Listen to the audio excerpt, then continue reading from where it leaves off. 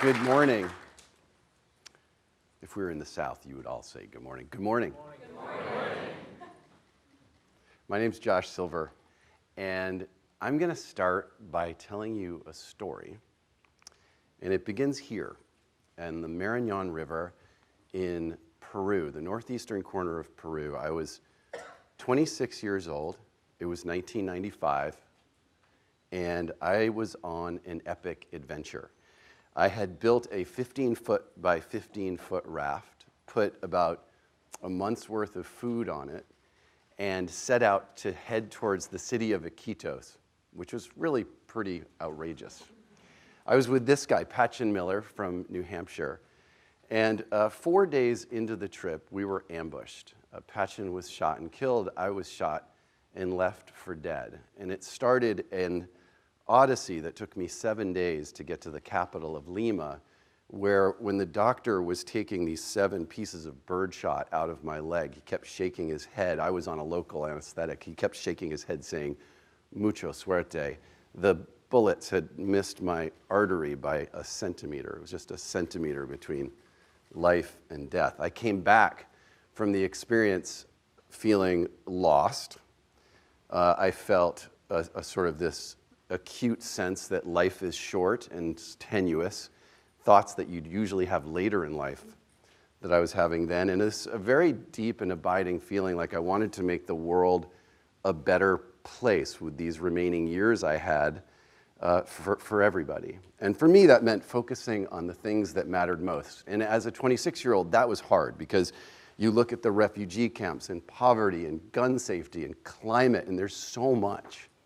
And what I want you to do for a moment is I want everybody here to take a few seconds, and I want you to think about your issue. What are your issue or issues that you care really deeply about?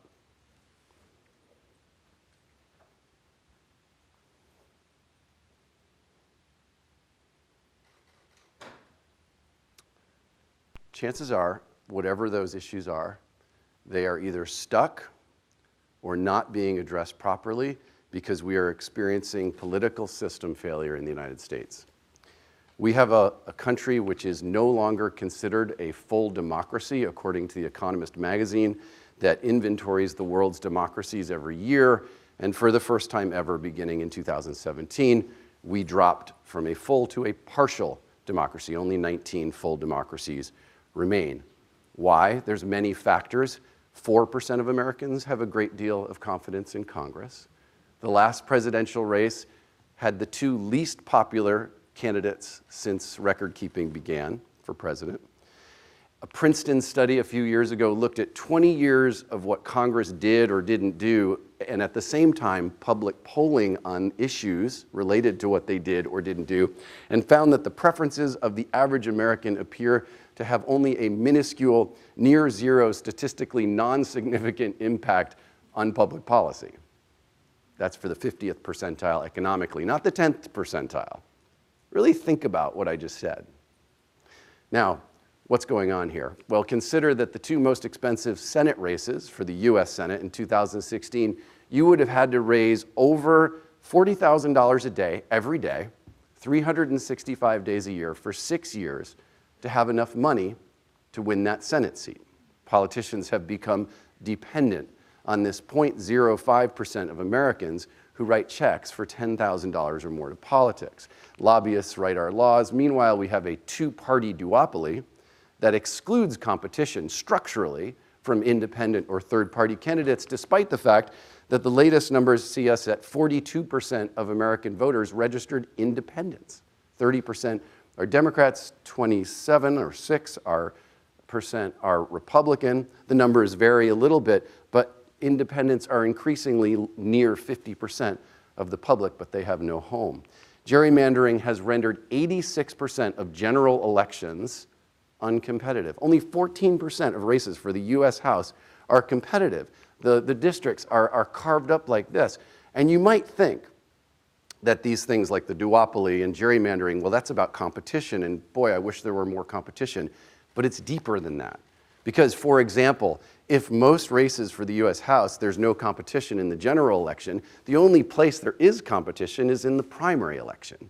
And in primary elections, only 15 to 25% of voters turn out, and those voters are reliably more extreme than the general populace. You wonder why there's no basic background checks for guns? The voters who the politicians rely on to re-elect them in the primaries don't allow it, so the politicians don't. And then on top of that, you've got the lack of integrity because politicians are routinely being bought. So you've got a system that structurally prevents competition, integrity, and it fosters extremism. We have a corrupt system where we, the people, are crying out for help. And we have a statistically near zero impact upon public policy. Now, the result of this tirade of bad facts results in something even worse. A country where child poverty is among the worst in the developed world. A country where almost half, 43% of US families today, this is from last year, can't afford basics like rent and food. A country where the US healthcare is ranked the worst in the developed world, where we see massive fraud and waste because of the broken system and a waste of taxpayers' money. We see a prison population with a higher per capita incarceration rate than Russia and China, and climate change, which appears to be at the point of no return, while our government does virtually nothing, and today working backwards on the issue. So how do we fix this? I did not come here just to depress you. How do we get the leverage to actually unrig this system? We started that question by talking to about 36 of the best strategists, constitutional scholars, political operatives, and we said, could you craft laws that would fix this mess that I've just described? And the universal answer was yes. Yours is a political problem. It is not a legal problem. That is a crucial fact. For example, you could fix our broken elections. You could stop political bribery. You could end gerrymandering with independent redistricting commissions, which we have seen 5 states through ballot initiatives pass in just the last 6 months. Before that, there were only 2 ever. There are now 7. We'll talk about more good news in a bit. Ranked choice voting, which is an innovative system used in 8 countries around the world, 12 cities in the United States, where you can rank your choices. You no longer have to say, well, I'm going to pick the less of 2 evils, because if your winner doesn't win, your vote gets reapplied to the remaining candidates. It's a ballot that looks sort of like this. It works. And it passed in the state of Maine and was used in federal elections for the first time last year.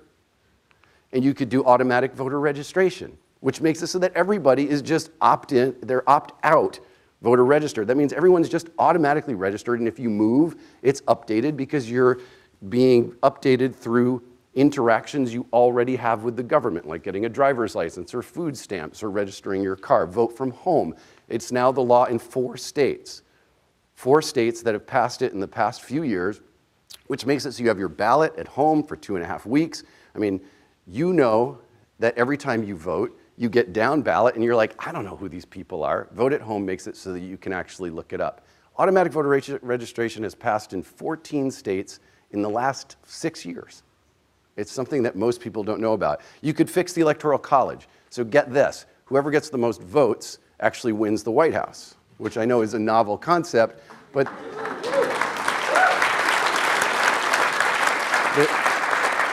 there is an interstate compact that is being worked on. There are now, I believe, 14 states that have joined it, and there's real promise that that's going to happen. You could pass campaign finance and ethics laws. North Dakota passed a ballot initiative last year with the strongest transparency and disclosure rules ever enacted into law. So this can be done, and the trick is finding those policies that sit at the intersection of real transformative, game-changing impact and political viability, meaning they can actually win. And what's interesting is when you take these policies that I've just outlined and you call them the American Anti-Corruption Act, look what happens. 87% of Americans support them. 87%. 91% of Democrats, 83% of Republicans. Now, the naive amongst you might say, 9 out of 10 Americans support it. I'm sure Congress will pass it. But you also know that this is what's going on, right? You're asking the fox to put a lock on the henhouse on this issue more than any other issue in America. And so when that happens, the only choice is to go around Congress. You have to go around Congress and pass laws at the state level. And you're aided by the fact that state law, not federal, regulates most aspects of elections in the US, including primaries, the eligibility of voters, the running of each state's electoral college, as well as the running of state and local elections. That is power, and it's been proven by history. Bloomberg did a study that looked at the arc of a few issues, these are just 3 of them, over time. And look at this, how change happens. Let's look at women's suffrage. The horizontal line is time, so that's 1890 to 1920. The vertical are states. You see a few states that passed women's right to vote in Wyoming and Utah. Bet you didn't know that was the place it started. A few more states over time until there's this blue line. So note the blue line. Let's look at a longer arc. This is 180 years, from 1787 to 1967, interracial marriage, a few states. They go 70 years without any real change. So, conventional wisdom, I'm sure, was, you guys, it's never going to happen. And eventually, blue line, shorter arc from 2004 to 2014, same-sex marriage. Again, our state, Massachusetts, and then a few more states, and then eventually blue line. The conclusion of the study was that a key event, often a court decision or a grassroots campaign reaching maturity, triggers a rush of state activity that ultimately leads to a change in federal law. History shows that this is what you do when you run into insurmountable obstacles in Washington, D.C. So our goal is to replicate their success by passing these laws from coast to coast at the city and state level to fix our democracy, but with 3 innovations. 1, right-left coalitions. 2, corruption. And 3, a movement. What do I mean by that? This is how the American people self-identify. Are you liberal, moderate, or conservative? Only 26% of Americans self-identify as liberal. 35% is moderate, 35% conservative. But for the last 40, 45 years, efforts to fix democracy have lived here on the liberal side. Meanwhile, these folks overwhelmingly support all of the policies that I just outlined at the outset of this presentation. So we have to embrace them and bring them in. Number 2, money in politics, gerrymandering, election reform, campaign finance reform elicits this response in a healthy human being.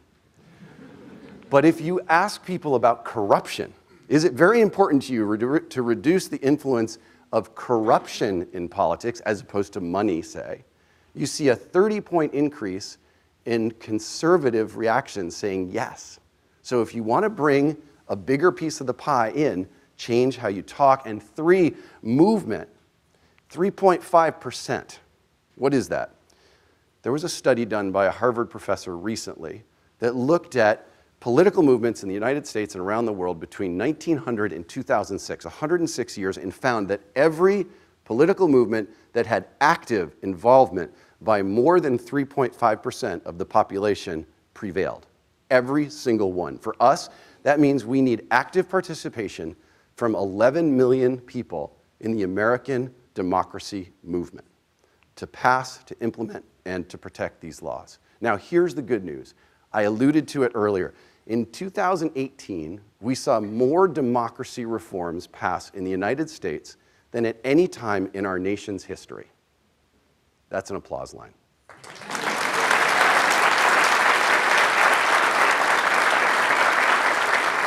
Look at this map. It's stunning. I mean, from coast to coast, you saw resolutions to reverse Citizens United. You saw the anti-gerrymandering in Missouri and Michigan and Ohio and Colorado and Utah. You saw ranked choice voting in Maine. You saw ethics and transparency in North Dakota and Arizona. You saw automatic voter registration in Nevada. The list goes on, getting us closer to that rush of state activity that ultimately leads to a change in federal law. So as we look ahead to 2020 and beyond, we're seeing a raft through ballot initiative and through lobbying legislatures and city councils, anti-gerrymandering, automatic voter registration, all of these different reforms that I've rattled off earlier. And you start to see a future for this country that gives one a cause for hope. This was 2018. In a few years, if we do this right, it'll look like this. And in a few years after that, it will look like this. If we work together, we will get closer to that blue line. And if we do that, we will have a country. We will manifest a country where politicians put country over party, where voters matter more than big donors, where we have real, meaningful choices when we go to vote on election day, where we have civility and compassion defining rather than defying government, where we have sanity in government, and where your issue that you thought about at the outset of this presentation actually moves forward in an intelligent and rational way. This is how we get the leverage. So I want you to just keep something in mind. It's not easy. It wasn't easy for this woman who was fighting for her right to vote. It wasn't easy for these people fighting to end the segregation of schools. So I am imploring you to think differently, to make this issue at least part of the issues that you fight for, to leave your comfort zone and to be part of this fight to get 11 million people united behind a better democracy. So whether you do it for love of country or your kids,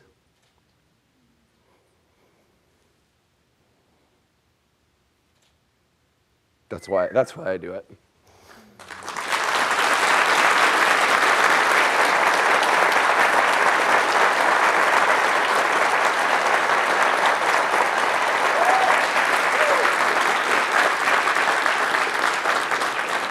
I want all of you to do what I did when I got back from Peru and make this world better together. Get involved. Go to represent us. We don't take you in as a member. We share you with this movement and tell you where there's good stuff happening, where you can be part of it. But join us to unrig the system. Thank you very much.